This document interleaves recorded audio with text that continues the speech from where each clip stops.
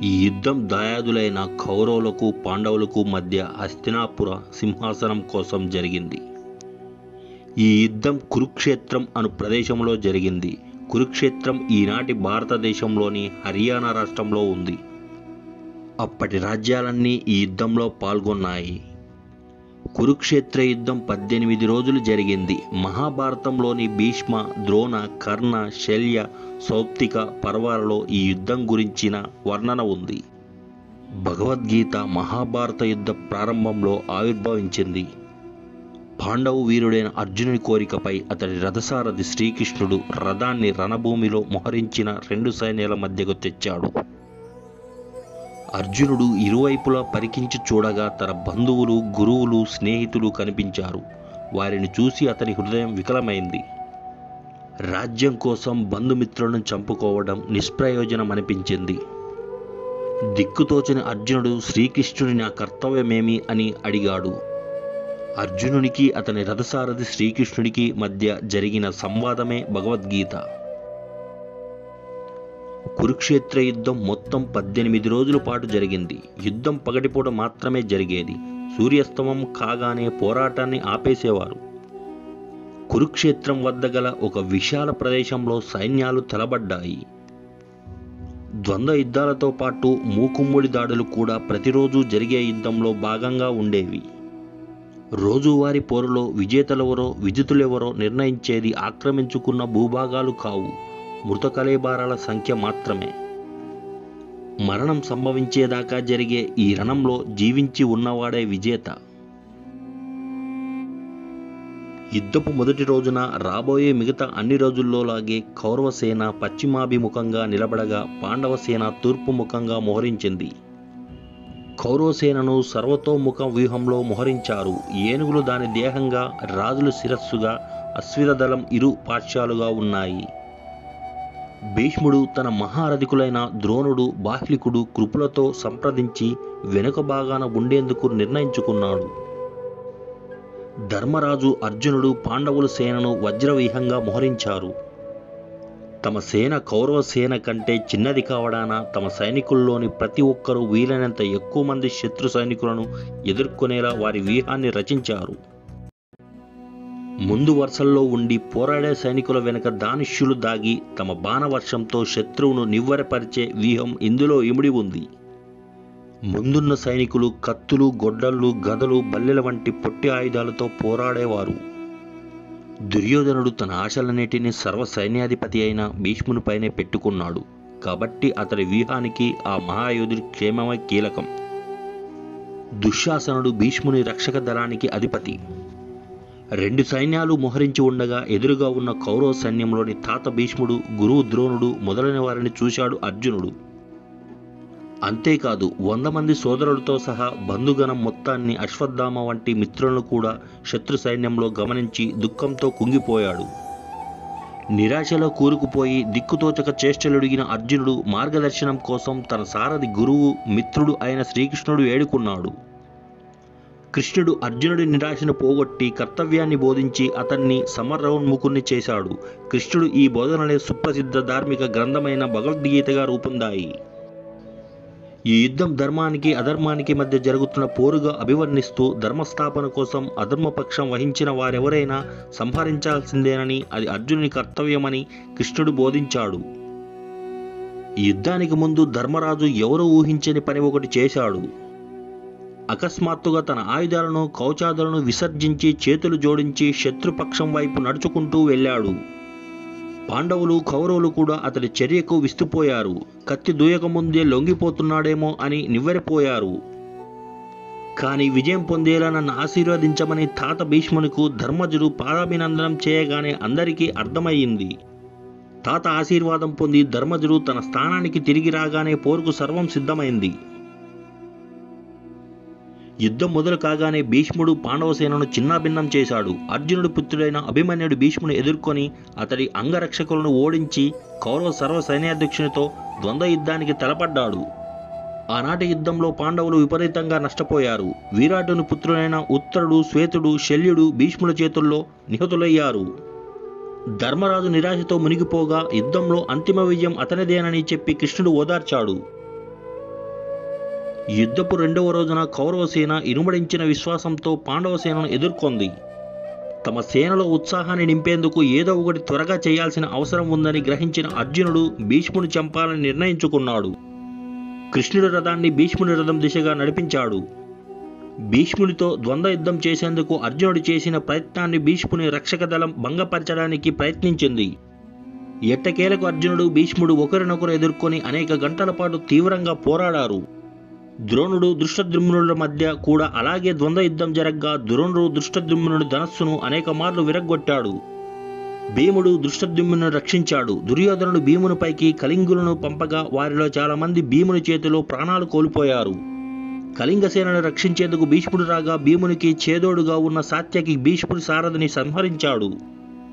సారథిని కోల్పోయిన భీష్ముని గుర్రాలు రథాన్ని యుద్ధభూమి నుంచి దూరంగా తీసుకుపోయాయి. రెండవ రోజు యుద్ధం ముగిసేటప్పటికి కౌరవ సేనలు భారీగా నష్టపోయాయి. మూడవ నాటి యుద్ధంలో భీష్ముడు గరుడ వ్యూహాన్ని రచించాడు. వ్యూహపు అగ్రభాగాన భీష్ముడు స్వయంగా తానే ఉండగా వెనుక భాగాన్ని దుర్యోధనుడు ససైన్యంగా కాపుకాశాడు. దీనికి ప్రతిగా పాండవులు అర్ధచంద్ర వ్యూహాన్ని రచించారు. వ్యూహపు రెండు కోణాలను భీమార్జునులు రక్షిస్తున్నారు. కౌరవులు అర్జునునిపై దాడిని కేంద్రీకరించారు. అర్జునుడి రథం శత్రువుల బాణాలు బల్లెల వర్షంలో మునిగిపోయింది. ఆ దాడిని ఎదుర్కొంటూ అర్జునుడు తన బాణాలతో రథం చుట్టూ కోట నిర్మించాడు. అభిమన్యుడు సాత్యకి కలిసి శకునికి చెందిన గాంధర సేనలు ఓడించారు. భీముడు అతడి తనయుడు ఘటోత్కచుడు కలిసి కౌరవసేన వెనుక భాగంలో దుర్యోధనుని ఎదుర్కొన్నారు. వెంటనే అతడి సారథి రథాన్ని దూరంగా తీసుకుపోయి దుర్యోధనుని ప్రమాదం నుండి తప్పించాడు. దుర్యోధనుడి రథం యుద్ధభూమి నుండి వెళ్లిపోవడం గమనించిన అతడి సేనలు చెల్లాచెదురు కాసాగాయి. భీష్ముడు అక్కడికి చేరుకుని తిరిగి వారిలో విశ్వాసం నెలకొల్పాడు. దుర్యోధనుడు కూడా కొద్దిసేపటికి తిరిగి అక్కడికి చేరుకున్నాడు. పాండవుల పట్ల భీష్ముడు మృదువుగా వ్యవహరిస్తున్నాడనే భావనతో ఉన్న దుర్యోధనుడు అదే విషయాన్ని భీష్ముడికి చెప్పాడు. ఈ అసత్య ఆరోపణతో బాధపడ్డ భీష్ముడు మరింత క్రోధావేశంతో పాండవ సేనపై విరుచుకుపడ్డాడు. యుద్ధభూమిలో అనేక మంది భీష్ములు ఉన్నట్లుగా తోచింది. పాండవ సేనలో కలకలం మొదలై వారు వెనక్కి తగ్గారు. తమ సేనలో తిరిగి ధైర్యాన్ని నింపేందుకు కృష్ణార్జునుడు భీష్ముని ఎదుర్కొన్నారు. అర్జునుడు భీష్ముడు తీవ్రమైన ద్వంద్వ యుద్ధం చేశారు. స్వయాన తన తాతపై చేస్తున్న యుద్ధం కావడంతో అర్జునుడు యుద్ధం పైన మనసు నిలపలేకపోయాడు. భీష్ముడు దాటికి అర్జునుడు ఆగలేకపోతున్నాడని గ్రహించిన కృష్ణుడు ఆగ్రహించి భీష్ముడు సంహరించేందుకు స్వయంగా తానే రథం దిగి చక్రధారి అయినాడు. వెంటనే భీష్ముడు కృష్ణుడి పాదాలపై పడి ఆ పరమాత్ముడి చేతిలో మరణించడం కంటే మహర్దశ మరొకటి లేదని చెబుతూ తనని సంహరించమని వేడుకున్నాడు. కృష్ణుడు శాంతించి వెనక్కి మరలగా భీష్మార్జునుల యుద్ధం తిరిగి మొదలైంది. వారిద్దరూ శత్రు సైన్యంలోని అనేక మంది వీరులను సంహరించారు. నాలుగవ రోజు యుద్ధం భీష్ముని పరాక్రమ ప్రదర్శనకు వేదిక అయింది. యుద్ధం ప్రారంభం నుంచి భీష్ముడు తన సేనతో సహా పాండవ సేనపై విరుచుకుపడ్డాడు. అనేక మంది కౌరవ యోధులు అభిమన్యుడిపై దాడి చేశారు. అర్జునుడు తన పుత్రునికి తోడుగా పోరులో పాల్గొన్నాడు. భీముడు తన గదా ప్రహారాలతో కౌరవ సేనపై దాడి ప్రారంభించాడు. అది చూసిన దుర్యోధనుడు ఏనుగుల దండను భీమునిపైకి పంపాడు. తన పైకి దూసుకు వస్తున్న ఏనుగులను చూసిన భీముడు రథం నుండి దూకి తానొక్కడే వాటిని ఎదుర్కొన్నాడు. అతడి దాడికి బీతిల్లిన ఏనుగులు చెల్లాచెదురైపోయాయి.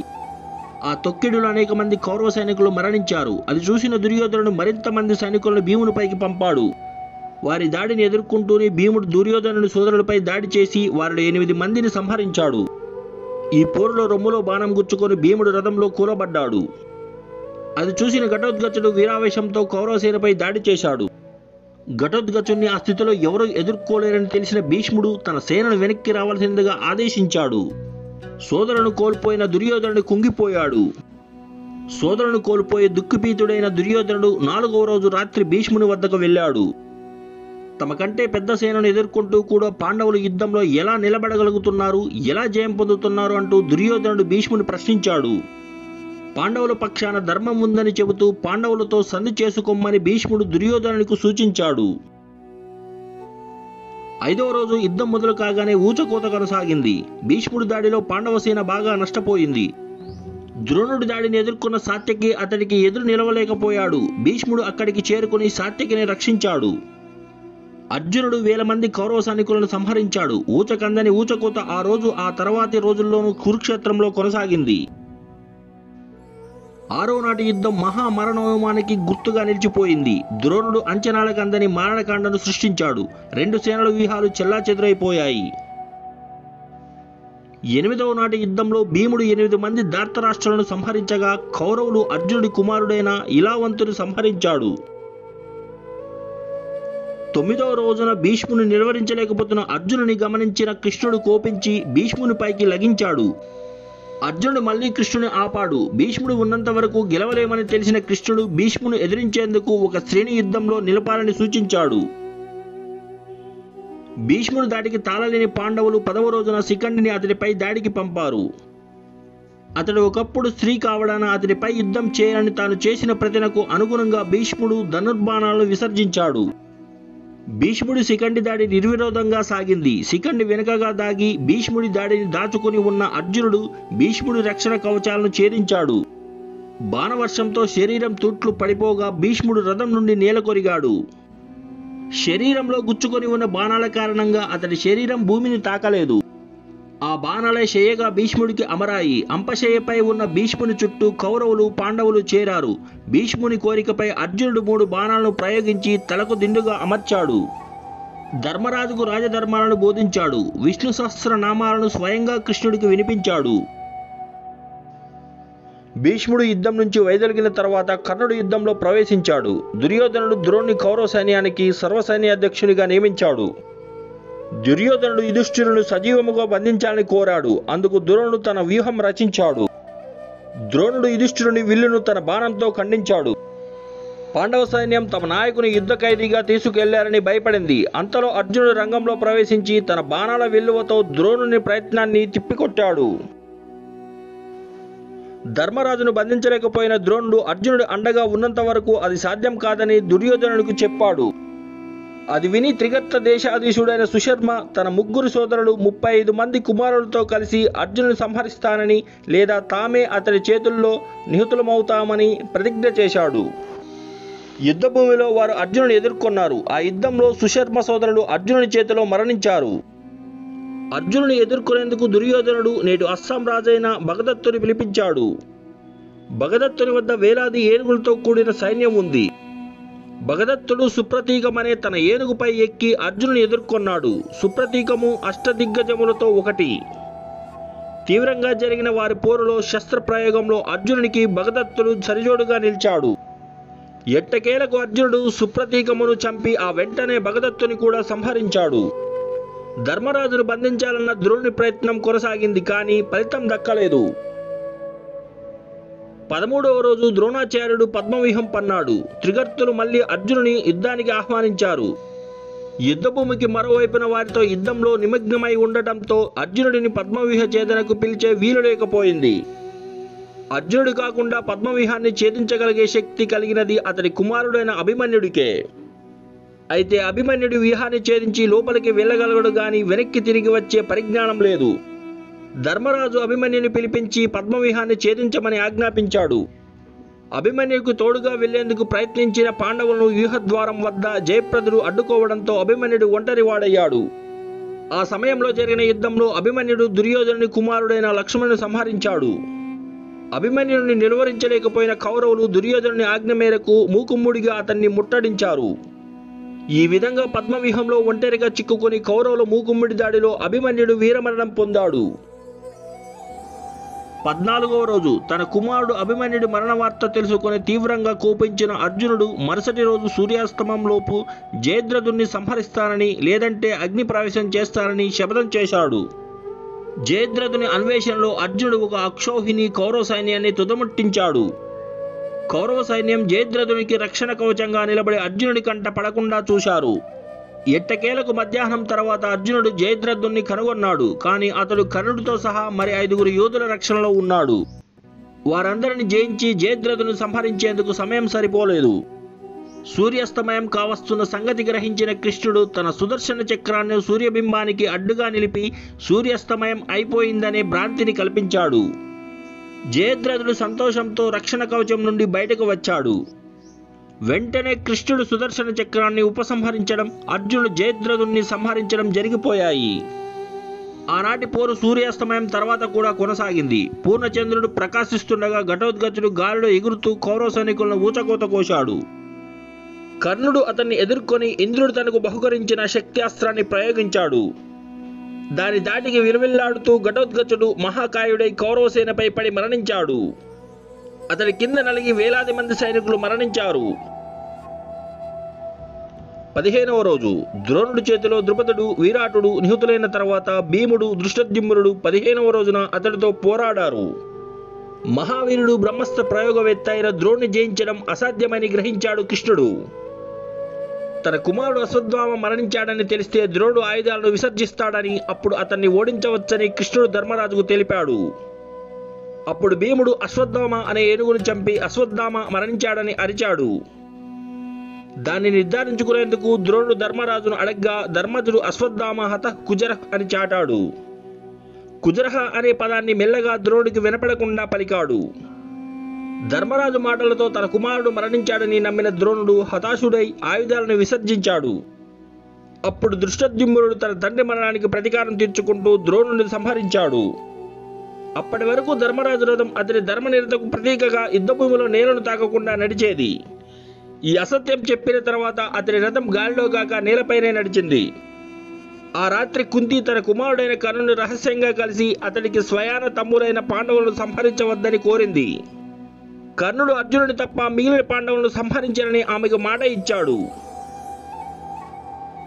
16వ రోజున కర్ణుడు కౌరవ సైన్యానికి సర్వ సైన్యాధ్యక్షుడయ్యాడు. ఆ దినమంతా లెక్కకు మించిన యోధులు హతులయ్యారు. కర్ణార్జునుల మధ్య తీవ్ర యుద్ధం జరిగింది. కర్ణుడు పరాక్రమాన్ని కృష్ణుడు కూడా ప్రశంసించాడు. చివరికి సాయంకాలం సమయానికి కర్ణుడు అర్జునుని గాంధీవం యొక్క నారిని తెంపగలిగాడు. ఆపై అర్జునుని సంహరించేలోగా సూర్యాస్తమయం కావడంతో యుద్ధనీతిని పాటిస్తూ కర్ణుడు యుద్ధాన్ని విరమించాడు. 17వ రోజు యుద్ధంలో కర్ణుడు భీముని, యుధిష్ఠిరుని ఓడించి వాళ్ళను ప్రాణాలతో విడిచిపెట్టాడు. తర్వాత కర్ణుడు అర్జునునితో ద్వంద్వ యుద్ధం కొనసాగించాడు. ఆ యుద్ధంలో కర్ణుడి రథం భూమిలో కూరుకుపోవడం వల్ల కొంత సమయం అడిగాడు. కానీ కృష్ణుడు కర్ణుడు నిరాయుధుడైన అభిమన్యుని ఘాతుకంగా చంపిన విధానము గుర్తు చేశాడు. అది విన్న తర్వాత అర్జునుడు తన బాణంతో కర్ణుడిని వధించాడు. అదే రోజు యుద్ధంలో భీముడు దుశ్శాసనుని రథమును విరిచాడు. తర్వాత భీముడు దుశ్శాసనుని పట్టుకొని చంపాడు. ఆ విధంగా ద్రౌపదిని అవమానించినప్పుడు తను చేసిన ప్రతిజ్ఞ నెరవేర్చాడు. 18వ రోజున కౌరవ సైన్యం శల్యుని నాయకత్వంలో యుద్ధం చేశారు. శల్యుని ధర్మరాజు, శకుని సహదేవుడు, మిగిలిన దుర్యోధనుని సోదరులను భీముడు వధించాడు. తను ఓడిపోయానని గ్రహించిన దుర్యోధనుడు రణరంగం నుంచి పారిపోయి ఒక మడుగులో దాక్కున్నాడు. పాండవులు దుర్యోధనుని కనుగొని తమ 5గురిలో ఎవరో ఒకరితో ద్వంద్వ యుద్ధం చేయమన్నారు. దుర్యోధనుడు తనతో సమానుడు అయిన భీమునితో గదా యుద్ధం చేయాలని కోరుకున్నాడు. బలరాముని పర్యవేక్షణలో ఇరువురు గదా యుద్ధం చేశారు. ఈ యుద్ధంలో భీముడు కృష్ణుడి సంజ్ఞ అనుసరించి దుర్యోధనుని తొడపై గదతో మోది తొడలు విరగ్గొట్టి జూదంలో ఓడిన నాటి తన ప్రతిజ్ఞను నెరవేర్చుకున్నాడు. నడుము కింద మొదట ధర్మయుద్ధం కానందున బలరాముడు కోపగించగా కృష్ణుడు అతనిని శాంతింపజేశాడు. తరువాత గాయపడి మరణించనున్న దుర్యోధనుని అశ్వత్థామ, కృపాచార్యుడు, కృతవర్మ కలిసి ప్రతీకారం చేస్తామని మాట ఇచ్చారు. ఆ రాత్రి వారు పాండవుల విడిదిపై దాడి చేసి నిద్రిస్తున్న 5గురు ఉప పాండవులను, దృష్టద్యుమ్నుని, శిఖండిని గొంతులు కోసి సంహరించారు. 18వ రోజు తర్వాత 10 మంది యుద్ధవీరులు మాత్రమే బ్రతికున్నారు. వారు 5గురు పాండవులు: కృష్ణుడు, సాత్యకి, అశ్వత్థామ, కృపాచార్యుడు, కృతవర్మ. యుధిష్ఠిరుడు హస్తినాపురమునకు పట్టాభిషిక్తుడయ్యాడు.